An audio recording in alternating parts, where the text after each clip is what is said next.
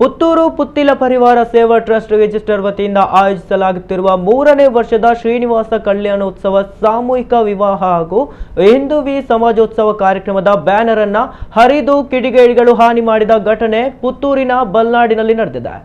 ಈ ಘಟನೆ ಹಿನ್ನೆಲೆಯಲ್ಲಿ ಟ್ರಸ್ಟ್ನ ಪ್ರಮುಖರು ವಿಷಾದ ವ್ಯಕ್ತಪಡಿಸಿದ್ದು, ಸಂಘರ್ಷ ಅಥವಾ ವಾಗ್ವಾದಗಳಲ್ಲಿ ತೊಡಗಿಸಿಕೊಳ್ಳದೆ ದೇವರ ಮೊರೆ ಹೋಗಿ ಸಾಮೂಹಿಕ ಪ್ರಾರ್ಥನೆ ಮಾಡಿ ತೀರ್ಮಾನ ಕೈಗೊಂಡಿದ್ದಾರೆ। ಬ್ಯಾನರ್ ಹಾನಿ ಪ್ರಕರಣ ಸ್ಥಳೀಯರಲ್ಲಿ ಅಸಮಾಧಾನ ಮೂಡಿಸಿದ್ದರೂ ಕಾರ್ಯಕ್ರಮ ಆಯೋಜಕರು ಶಾಂತಿಯುತ ಕ್ರಮವನ್ನು ಅನುಸರಿಸುವುದಾಗಿ ತಿಳಿಸಿದ್ದಾರೆ।